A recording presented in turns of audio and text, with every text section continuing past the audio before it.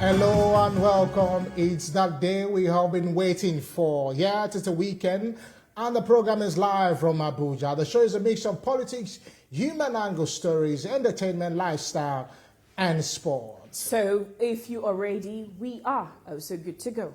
I am Ademola Lawrence. And I'm Jean Francis Mweze. Let's begin the show by telling you that all sanctions imposed on neighboring Niger following the coup in that country has been lifted.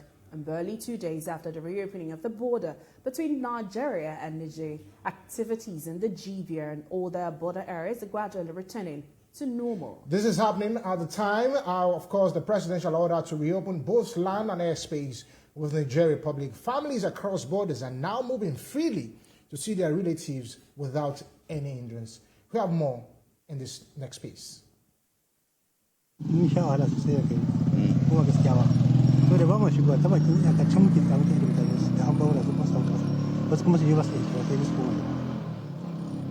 Yanzu wannan budewai ya tattalin arzikin ku ya fara dawowa. To gaskiya mu dai alhamdulillah tunda da gaskiya da aka bayyana mu bude gurin da Allah mu ji farin ciki sosai wallahi. Gode Allah ya kara dankon zumunci ubangiji Allah ka saka da alheri kuma duk wata cewa wadda za ta zama mana tsanani ga Allah ka mana manzon sauki inji Allah tsawace mana ubangiji Allah ka hana mu dankon zumunci. To mun gode. Rishin jin daɗi da yanayin da ake kuma kulli shi. Amma dai nan kuma sun sabon al'amari gaskiya musamman kuma da yake nan ba a samu ci gaba irin sauran wuraren da suke cewa sun da suna da ba. Amma yanzu kila Allah mutane sai su tafi da si su kuma muna tsarin cewa shi al'amari zai wuce ko kuma yana wuce insha Allah. Barely 48 hours that the federal government announced the reopening of land borders and airspace between Nigeria and Niger.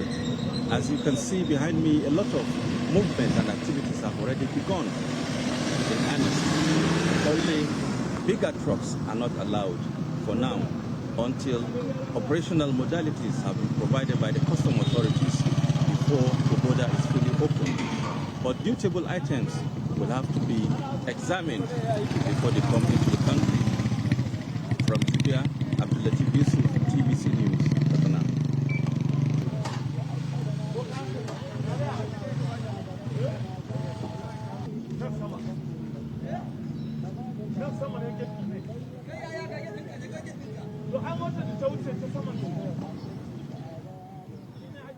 Now, in the next 3 months, Senator Abdul Ninge, representing Bauchi Central, will not be part of the Senate plenary session. This is because the senator has been suspended for making false allegations of budget padding to the tune of 3.7 trillion naira. However, the Red Chamber offers to give Senator Ningi a soft landing, provided he tenders an unreserved apology through a letter addressed to the Senate. And shortly after the drama that ensued, Senator Ningi resigned his position as the chairman, Northern Senators Forum. But in another twist, the Senate cautioned the lawmaker representing Kano South, Sumaila Kawu, to refrain from posting items capable of causing division and breakdown of law and order. Of course, that's an interesting development. It's a discussion that we need to have. But still in Abuja, where there has been a busy week in the Senate as lawmakers made moves to uncover the mystery behind the 30 trillion naira ways and means advance from the Central Bank of Nigeria under former President Buhari-led administration. Now, a 17-man panel member has been a thorough probe. Well, Senator Issa Jibrin-led panel was inaugurated by the President of the Senate, Godswill Akpabio, following a resolution of the lawmakers after considering a report of its Committee on Banking and Insurance. This and more will form part of our discussion in the studio as Jide Ojo joins us for more perspective to the issues at hand. But first, let's begin with the Niger border opening and the lifting of sanctions by the federal government. I think it's a very interesting conversation that we actually need to have.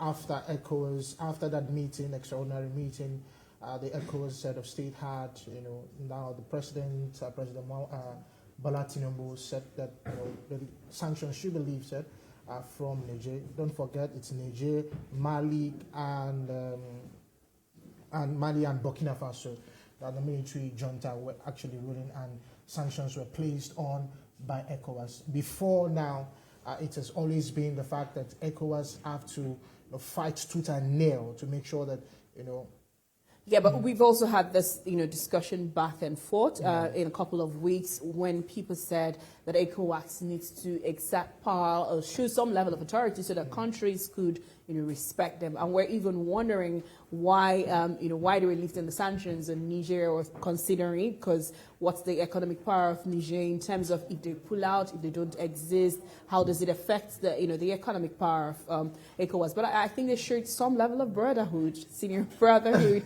and lifted the sanctions. Nigeria, the fact is that Nigeria will always come to the party when it has to play that brotherhood role. And I think that's what actually happened for President Bola Tinubu to say, after all said and done, I think that we should just let this slide, So I think that it's a very good conversation that of course we need to have in terms of who gets what, and how it's of course and how it affects Nigeria, economically, security, the West African states, and the West African states, So I think it's a very good one. You get, So of course, our guest is already in the studio, Mr. Jide Ojo. Thank you very much for joining us today.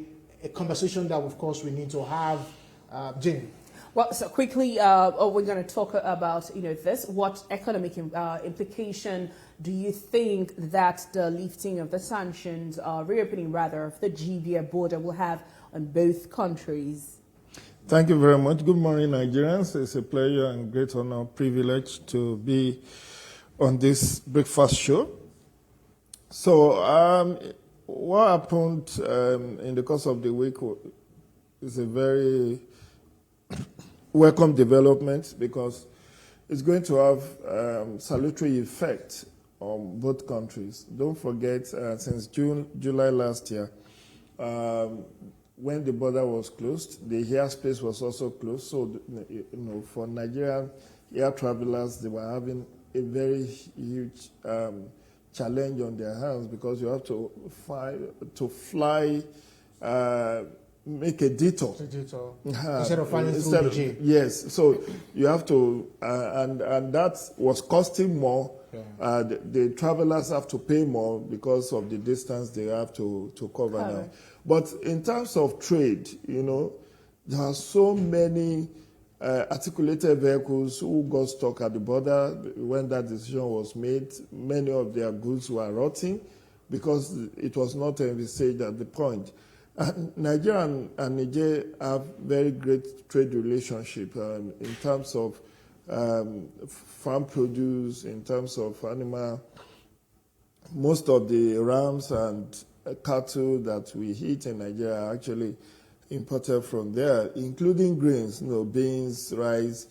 A lot of them comes in from Niger. So, coming back to what will be the implication, I foresee in the coming weeks that prices of goods, particularly grains, will fall.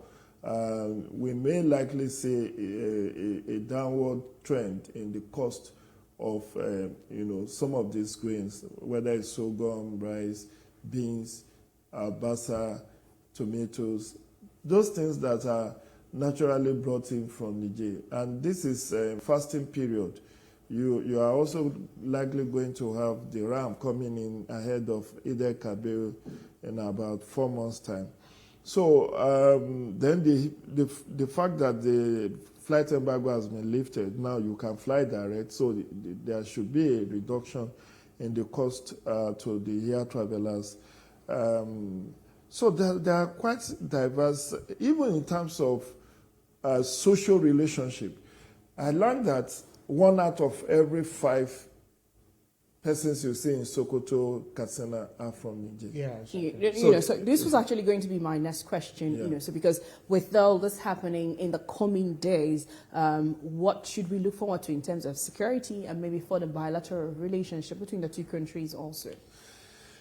It's a catch-22 in terms of security, because now that we are ECOWAS, there is ECOWAS protocol that guarantees free movement of goods and persons. So you cannot stop Nigerians from coming, neither can you stop Nigerians from crossing the border to Niger. But you see, one of the good news is that Niger has been like a buffer zone between the Sahel, Libya, and the rest of them. So it has helped to keep the ISWAP and the insurgents, what's this name? ISIS. Okay. ISIS and ISWAP help us to keep them at bay, because when you look at the map of Africa, so you get from either Morocco, Libya, Tunisia, Algeria, those countries that are in the top of African map, Niger, Mali, Burkina Faso comes next to them, and before you get to Nigeria. So they're like a buffer to all these ICs and ISWAP. And now it is expected that with the full cooperation of the military junta in Burkina Faso, Niger, and Mali, they will be able to help us hold those insurgents at bay. But on the flip side, given the porosity of our border, don't forget we have artificial borders. There's no, even Donald Trump that tried to build a wall against the Mexican border, he never succeeded. Exactly. So it's an artificial border. So people walk across the two countries. People walk from Nigeria to Nigeria and vice versa. Yeah. And that in itself, because we don't have a proper profiling system. Look at the elders farmers crisis we've had in Nigeria over the years. There are allegations that many of these elders comes in from Niger, from Mali, from Burkina Faso, from Mauritania, down, and they carry with them weapons, they carry with them even sometimes drugs and all of that. And because our borders, according to Nigeria Immigration Service, David Paradan, when he was the Controller General, many years back, about 7-8 years ago, he said Nigeria has about 1,400 illegal entry routes into this country. 1,400. As at that time, I don't know whether more has been created. Okay. So you just discovered 1,400 illegal entries. So while you are even opening Jibia, you are opening Ilela, there are many others that people just drive motorbikes across. So again, we are going to have issues with smuggling. Smuggling may resume in full force now. We are not growing enough food. Truth be told, we have food shortages. When you look at the food inflation is about above 35%. And people are already telling government, please bring in food from abroad. You need to saturate the local market to bring down the price. So now that the border has been officially open, you may find a lot of smuggling of,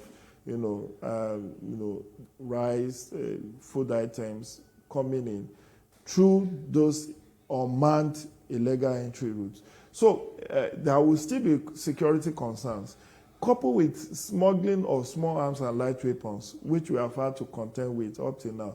I learned over 2 million of these small arms and light weapons find their ways into Nigeria every year. And police authorities have not been able to mop up. Again, because there is, we do not have either automated monitoring mechanism of our border, or do we have enough personnel to ensure that we do proper profiling of those? I think even the best of the world, when I say best of the world, UK, US, they still have issues with borders. Sure. So Nigeria is not left out of it, but we can just do better in terms of securing the borders. But you can have satellite surveillance system in place. Yeah. So, but this is where I'm going with my question. You know, now that the border has been reopened, we have shortage of food.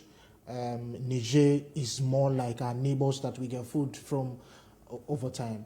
Do you think that the high cost of food will now reduce as a result of this, putting into consideration that even before the closure of the border, there's been a rising cost of food?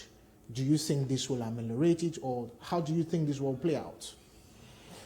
That's why I said in my earlier remark that it's expected that this might crash to an extent, the cost of food.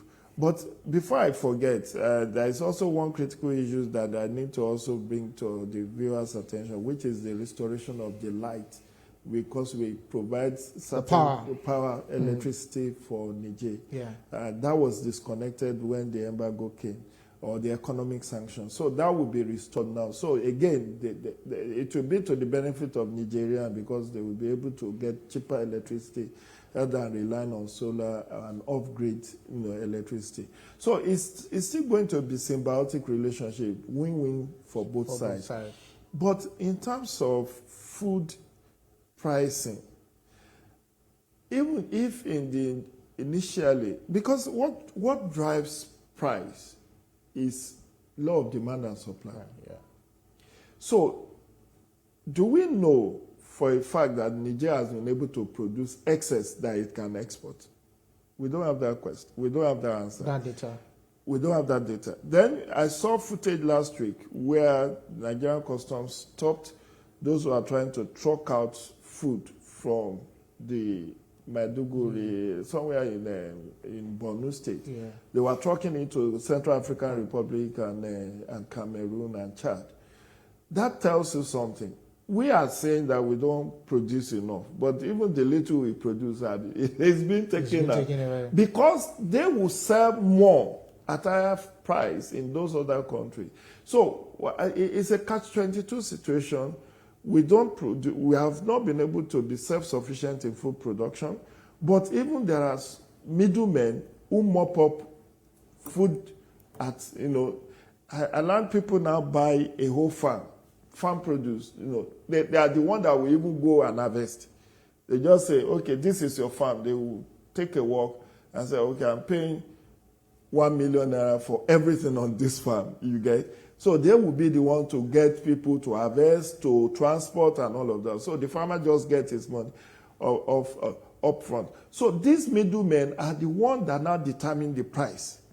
And that's why you saw the statement made by the Governor Bago of Niger State, that he does not want anybody coming to buy bulk purchase and take out of Niger State, because people of Niger also want to eat. So it's the law of demand and supply. I think that what will eventually crash the food price is mass production, if we are able to produce more. And I've suggested that Nigerian military, Nigerian police should get involved in agriculture. You know why I'm saying that? It's funny, but in retrospection, you see the wisdom in what I'm saying.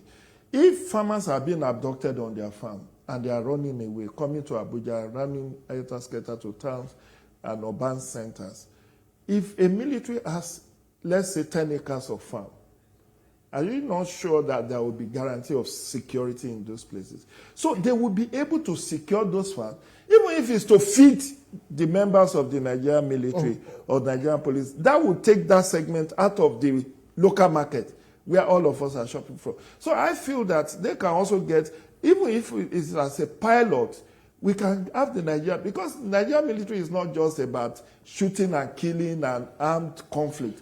It's also about humanitarian services. You see that some of them even go to communities to give. Okay, so I really wanted to, because it's a discussion that, it's an ongoing discussion. Of course, we'll still talk more about it. And one of the things that you said about the Niger state government, I think the governors also need to do more than just talking rhetoric on TV. Yeah. So, but one of the stories that also made headlines during the week for us was the fact that the 3.7 budget padding. There's a lot of stories that are coming out, and just at the session at the National Assembly with the Senate, they were able to to an extent, probably nib it on the board for them. But some Nigerians are not still having it. And it's something that we'll keep on talking. But let me have your view on that. Some persons have said that, is it really padding, or is it like, an appropriation that needs to be passed to be, all the checks and balances need to be done. What's your view on that? Let me first take you on that. So my own take is this.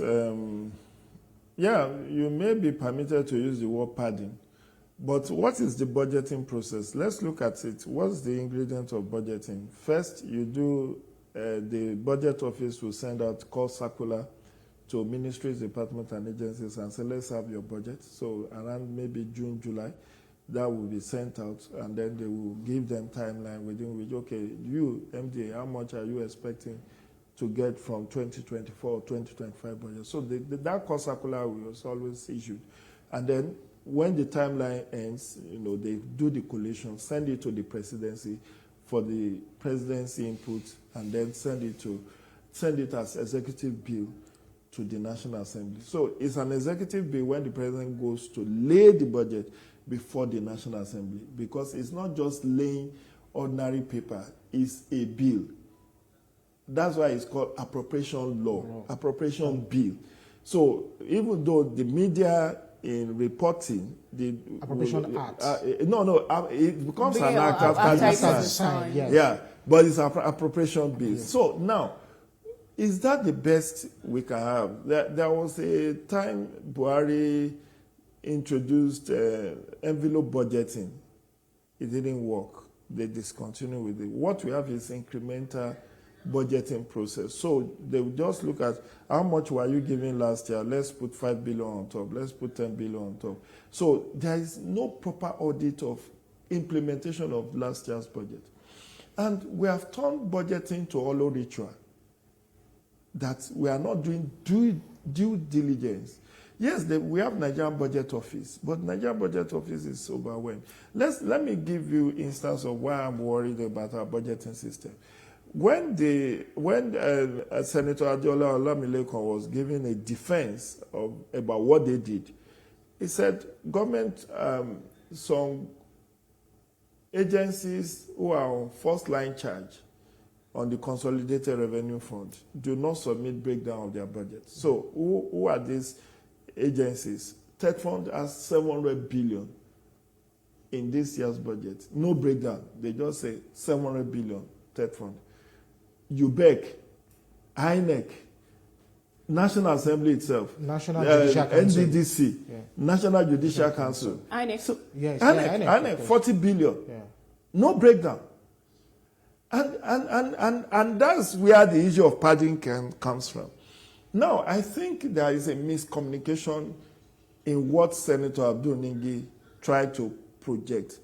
I, as a student of politics and governance, knows that even an ordinary 100-level economic students will know that budget has different strata, composites. So you have what is called recurrent expenditure, you have capital expenditure, you have service-wide vote, you have statutory transfer, you have debt servicing portfolio. So about 5. So when somebody is saying, I only was able to match projects, cost, and location for 25 trillion. I was like, 25 trillion, how will you be talking of project, cost, and location for 25 trillion? It's unheard of. You cannot even have, because when you say projects meaning capital expenditure. You don't do project under recurrent. What is recurrent? Overhead. All the money you use for travels and all of that. So how will you do that as a project? How will you compartmentalize salaries and wages as a project? So there is a miscommunication even in the choice of word.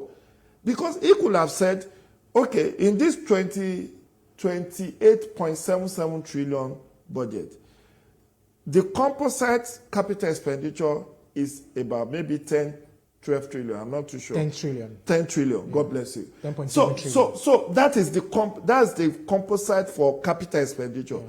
That is different from service-wide boat. That's different from what you are using for debt servicing. That's different from recurrent and overhead. Yes. Now, you lump everything together and say, oh, I can only track 25 trillion. For what? You are saying project, location, and time. That is not the ideal way to go. If you said 10 trillion that is meant for capital expenditure, I could not find 3.7 trillion located to any project. Then you are making more sense to me. You understand what I'm trying to say? But let's even drill down. Let me say this. The president erred by not giving full implementation to Fiscal Responsibility Act 2007. What does Fiscal Responsibility Act say? The budget should be submitted by September of every year. This 2024 budget was submitted on November 29. And the president said, I want this back before the end of the year. So giving them barely 1 month.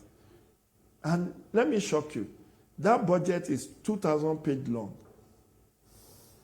How could any of those 60-year, 50-year-olds have time to read a 2,000-page document? But even let's assume without considering that they have aides that should do that reading for them. Those aides are not computers, they are not robots. They cannot read 2,000-page document. And this is not reading you are not reading Mies and Boons, you are not reading James Hadley Chase. You are reading technical documents that you need to study, make comparative analysis, and draw out salient points. Now, what they quickly did was to organize public hearing. Yeah. And then they passed this thing on December 30th. So nobody really had time to do a thorough reading of the budget. So I think that it's also a conversation that needs to continue. Nigerians just need to get a proper breakdown of what it means, of what the budget planning means. Some persons know, some persons don't. Thank you very much, Mr. Jide Ojo, for coming to our studio. My pleasure. Thank you very much. Do enjoy the rest of your weekend. All right, Thank you.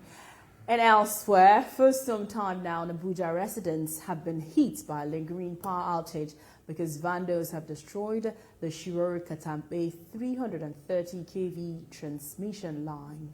The Transmission Company of Nigeria confirmed this disruption that is now affecting electricity consumers in the key areas of the nation's capital city.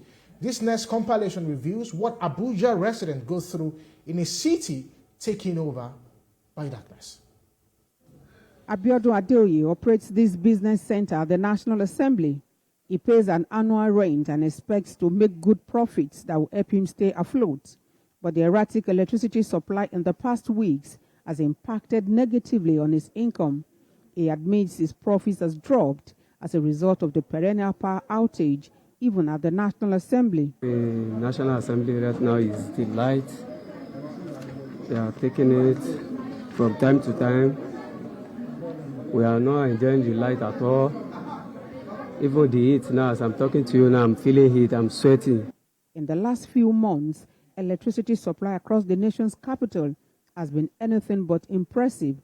The epileptic power supply is worsened by harsh weather conditions arising from the current rise in heat waves. Persistent cuts in the national grid has put pressure on the National Assembly's power generating sets. The public edifice runs on generators for weeks unending.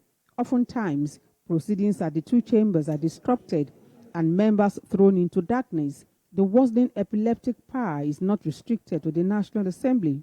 Many residents of Abuja say they have not had it this bad, as many have devised different ways to live with the new normal. Looking around, I discovered the only solution is to actually sprinkle water on the bed, at least to absorb the heat.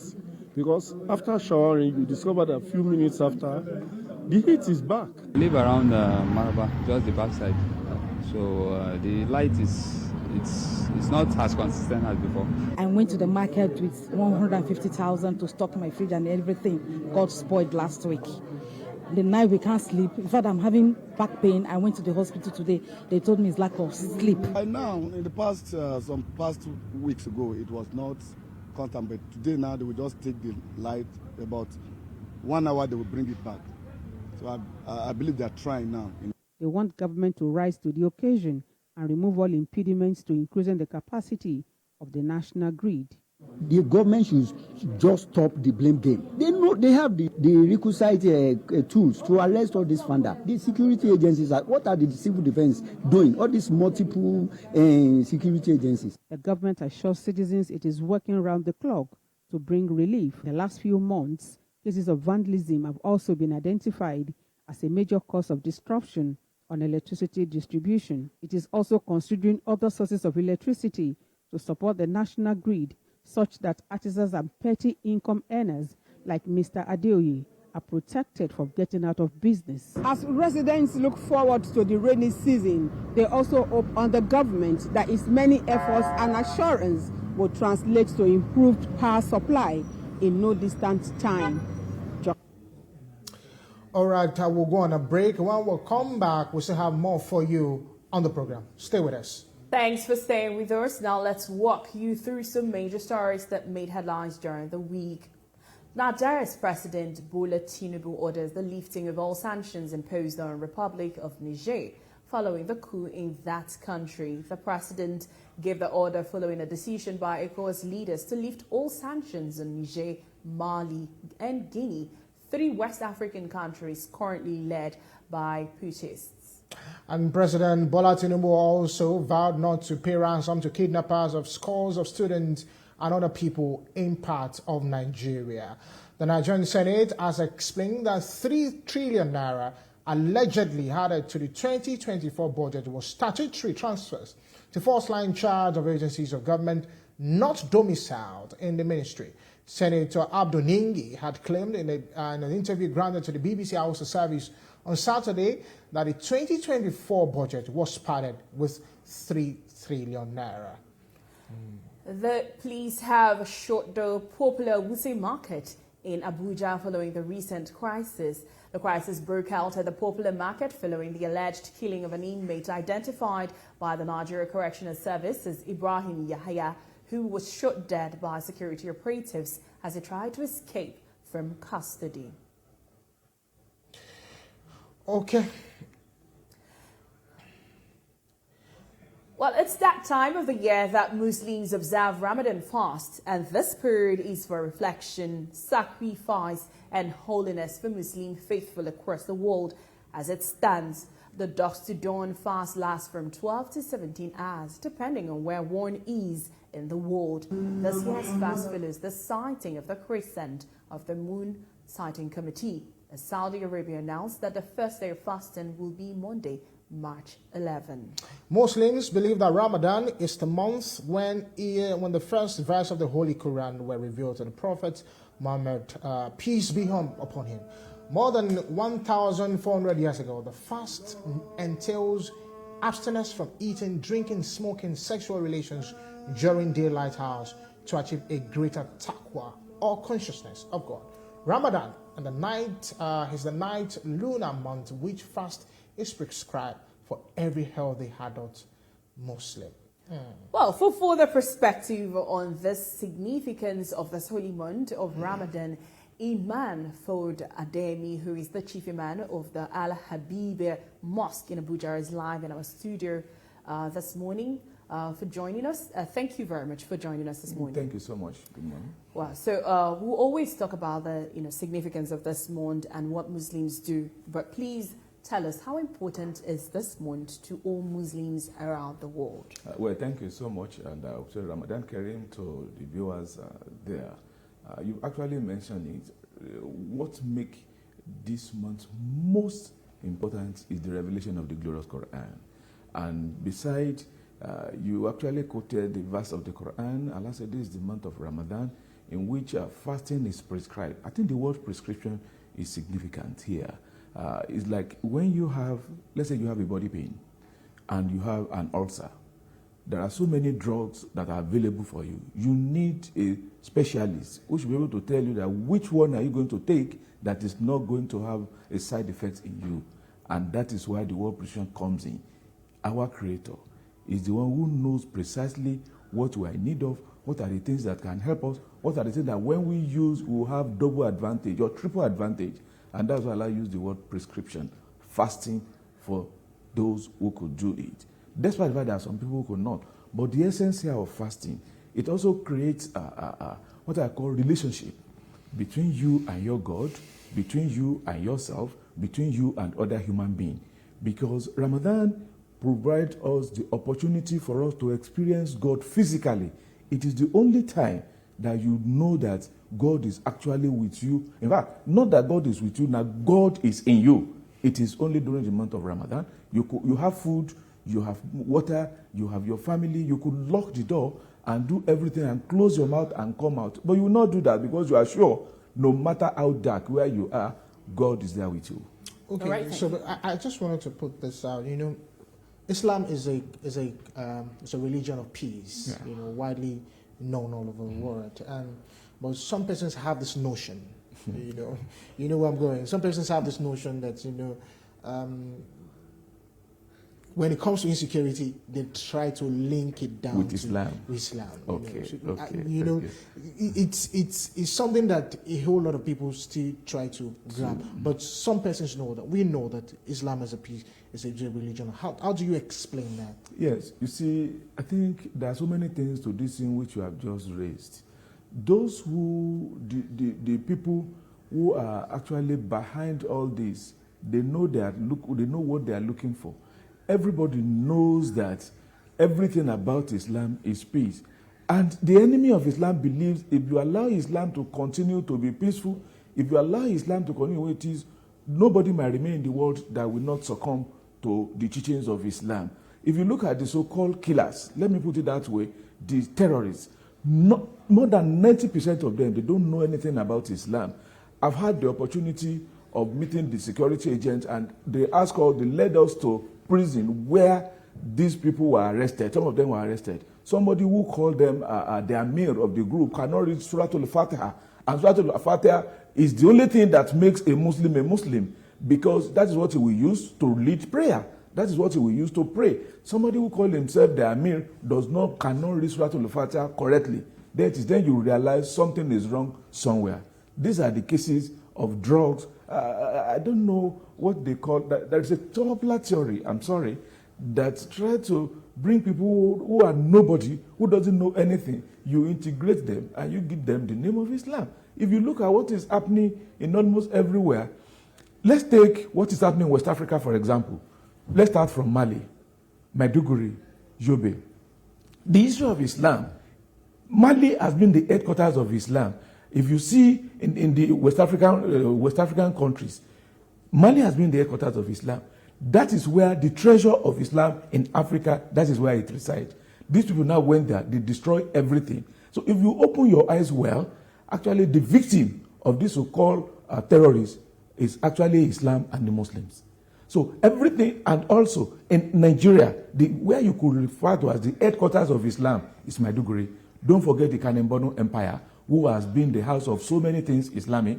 They have been there, and that is where they are domiciled, destroying and killing. I just came from Maiduguri recently, where United Nations Commission for Refugees took us, some of us, on a tour of our camps, IDP. You see that these people is a deliberate thing to destroy Muslims and to destroy Islam, to destroy the roots of Islam. All right, so but now that you're saying this, and just on a very quick note, how do you think, looking at the unity in Nigeria as an important aspect, how do you think Muslims can, especially in this month of retreat, uniting with God, promote unity in the country? Yes, it's about education.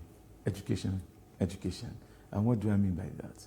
The Muslim must be educated about his religion. The Muslim must be educated about other people's religion. The other people must also understand the religion of the Muslims. If you look at it, Islam is actually the owner of what I can call the real development in the world. I'm not sure whether you are aware that what is referred to as education today is actually the creation of the Muslim. I'm sure you'll be hearing this for the first time. What is called the university in the world today, it is actually the creation of the Muslim. The Muslims have gotten like 4 or 5 universities before the first university got to Europe. And for about 250 years, Muslim has gotten a functioning university before the first one got to Europe. That is 1058 University of Bologna. that goes to Europe. The Muslims have gotten the four university in Fez in Morocco, 859 AD. We have gotten an Islamia Academy, a multi-campus university that has been there. We have gotten Azhar University in Cairo before the four. So we that we own at what point did we now become healers, destroyers? And this is what everybody should be thinking. And the Muslim with Ramadan, it is the time that we show love and we give without any border. And this also, I believe, will also open ways of discussion and recognition and understanding. In just 30 seconds, what are your expectations for Nigeria after this fast? When we fast, the leaders and the led, consciously, you will experience what is called hunger. You will experience what is called lack of. Those who are in position of authority, they should be able to think of the people that they are being led, and the people that are being led should know that those who are in position of authority, that they should be patient with them in whatever condition. And when they are patient with them, the leader is patient with the led, then we'll be there. Thank you very much, Imam Fawad, for joining us on the show. Thank you. Thank you so much. Happy Ramadan once again. Thank you so much, Alan Karim. All right, and let's talk a bit of health now. And it's a record that vaccination provides the longest lasting and most effective protection against diseases, which can lead to life-threatening complications for the vulnerable population. Also, vaccine-preventable diseases account for 20% of morbidity and mortality of children under the age of 5. Although Nigeria received 1 million doses of the new MEN 5 vaccine, a meningitis vaccine from the Gavi-funded global stockpile to address the ongoing meningitis response in Jigawa State. Okay, of course, some experts are raising concerns about what will become this kind of strides in getting vaccines for critical outbreaks as Gavi exits the shores of the country. This comes as more advocates push for improved funding on immunization in order to reduce vaccine shortage and of resurgency of vaccine, the preventable disease in the country. I think this is a good conversation that we need to have. You know, when you look at, I remember when I got my vaccine. I think I was 8. You could remember you got your meningitis because it's one of the things we got as well. Like 5. Yes. Okay. So, but I also think that over the years we have received vaccine, and I'm wondering why we're not thinking about producing these vaccines ourselves. So. Because now Gavi is exiting and we're all panicking, like, what's going to happen? Are we all going to start having turned neck? So I think that the Nigerian government and whoever is saddled with responsibility, the Ministry of Health also needs to come into play, where young minds need to come into play, where they can be able to be in terms of production. In terms of production, how we can be able to produce our own vaccines and use it for our own use. Okay, interesting. Well, the CEO and founder of Initiative for Health, Accountability and Transparency, Dr. Abdullahi Mohammed, is live in the studio to throw more light on this achievement. So my very first question would be, how would you assess Nigeria's efforts in combating vaccine-preventable diseases in recent years so far? Yeah. Good morning. Good morning, sir. Thank you very much for this opportunity. I think the country has done well, fairly well. But there's still a lot to cover. I mean, today, our national immunization coverage isn't optimal. It's suboptimal. Low coverage, possibly lower than most of our neighbors in West Africa here, but still better. Previously, it used to be between 26, 29, 30. But now, 2/3 of Nigerian children, 0 to 12 months to 24 months are fully covered. So we still have about 1/3 that is left out. And that means there is the possibility of breakouts in these people. They are vulnerable, they have low immunity, and we must protect them. So protecting them is key. But beyond routine immunization, there are other achievements in that area. We know we have done quite a lot in terms of polio eradication, a lot of progress. It came later than we expected, but we had it. And today we have sustained it, even though there are little problems here and there because of vaccine-derived polioviruses. And these are basically more in areas where you have very low immunization coverage. And we still have them in some parts of the country, particularly in Northeast and the Northwest. On COVID-19 vaccine, we also did quite well. but there's still also a lot to do. We have weak systems. I think these are areas that we need to talk about to see how we can strengthen the systems. I heard you talking about vaccine security, yes, but then beyond the security, you also need to deliver the vaccines. When you have vaccines, you have sufficient stock, but it must get to those people that need it. So we need to build a system. This can only be done through a functional system. Incidentally. All right. Okay, so because, I mean, you already started the conversation because, talking about how much Nigeria, the significant strides in terms of vaccination campaigns against things like COVID-19, the ongoing HPV vaccine, and then efforts being made in eradication of polio. So, however, there still remains a gap in acquiring certain vaccines that are crucial for building a stockpile to protect children under 5. What factors contribute to this delay, and why is it imperative to procure these vaccines? Yeah, very excellent. Vaccine security. You must have sufficient stock. It's important to recognize that Nigeria annually we expect about 7 million new babies. 7 million. You can see most of our neighboring countries, population of 1 to 3 million. Less than 1 million, but Nigeria adds additional 7 million babies annually. So that means there is a lot need for vaccines. So we need to also have vaccine sufficiency. And that is where we have problem. Yes, somebody will ask, why wouldn't we be producing vaccines today? Why must we import vaccines? If you go back to history, yellow fever vaccines were first manufactured in the medical compound in Lagos several years ago.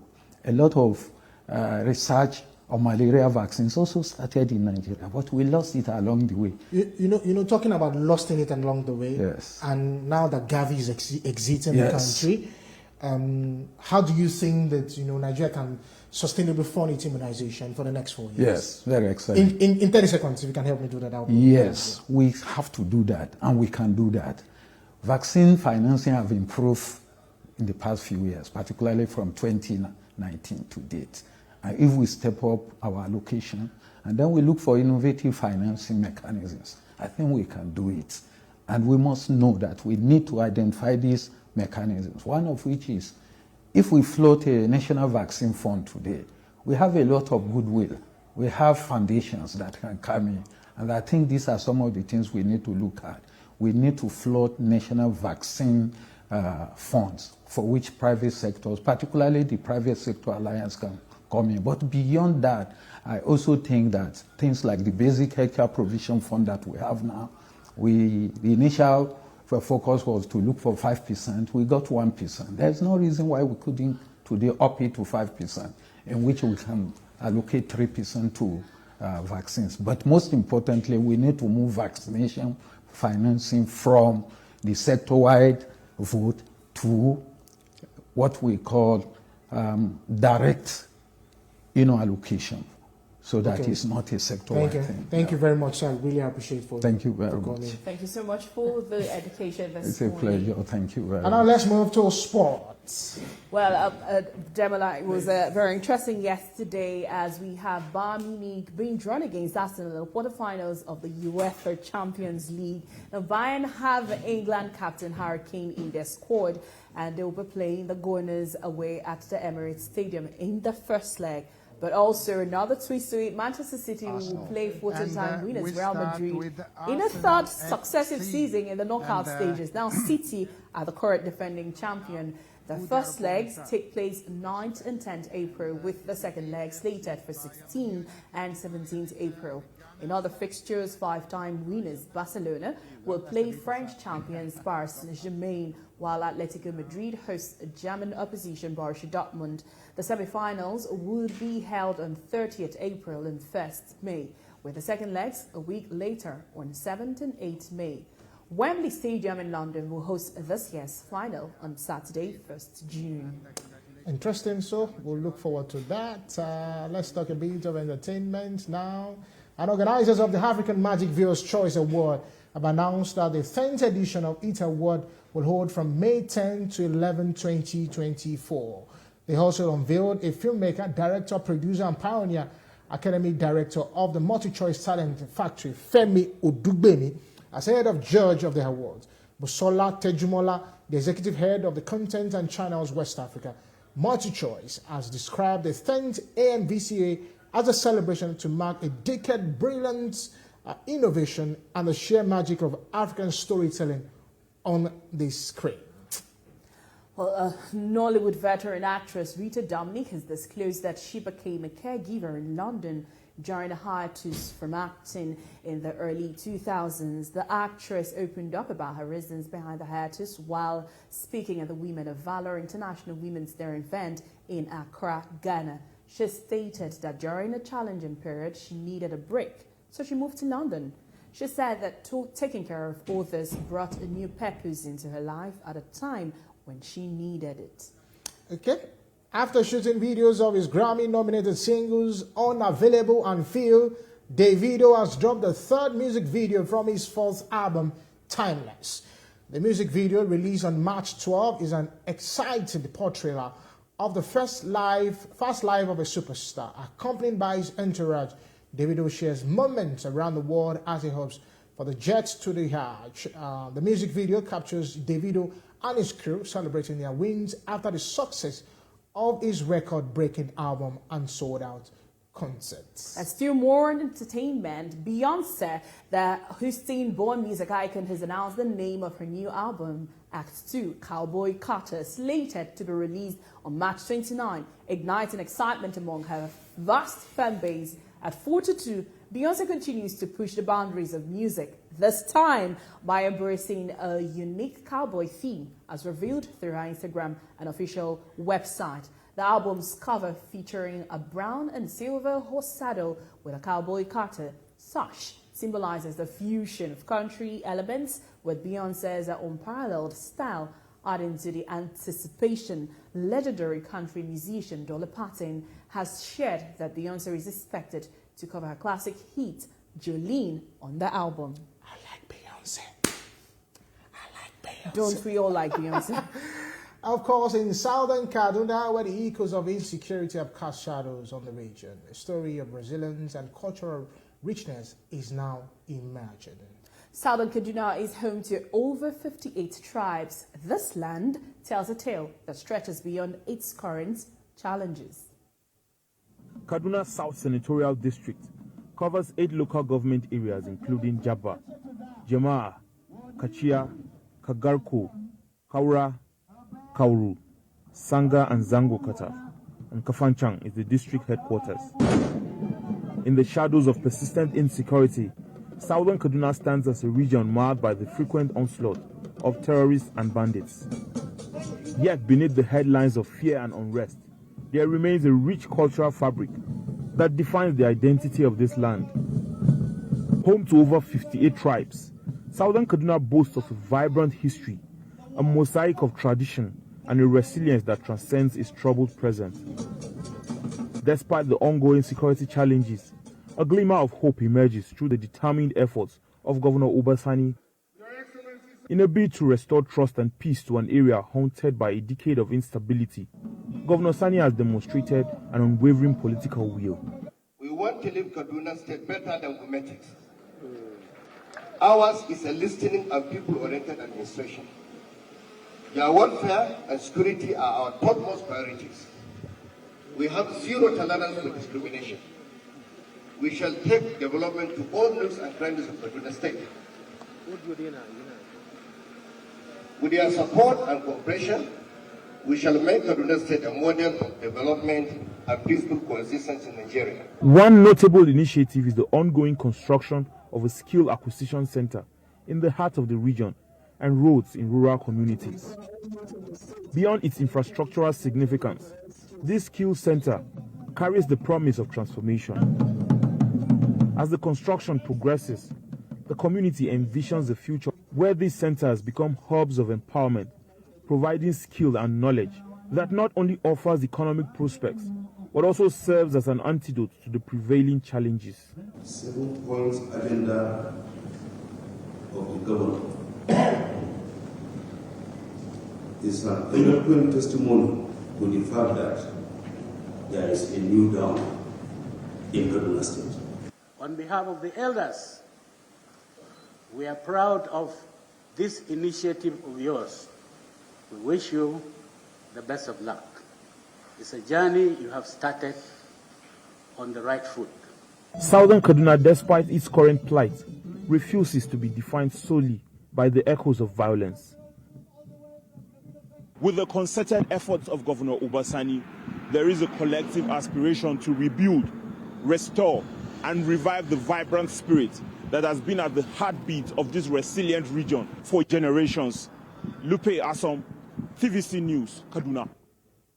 I think there's still a story to tell, irrespective of whatever is happening. The insecurity in the country, people still have to live life. Nigeria was actually rated as the seventh most happiest people in the world. Yeah, definitely. And of course, being that this is the month of Ramadan, and we have colleagues that are fasting also in this month, so we should consider them and also remember them in our prayers as they pray for us all. But it's your birthday, and maybe Beyonce, you said you like her, can actually tweet at you today and say happy birthday, Demola. Happy birthday, Demola. Thank you very much, and that's our show for today. Join us next week as we bring you stories happening in the world of politics, entertainment, lifestyle, and sport. I am Ademola Lawrence. And I am Jim Francis.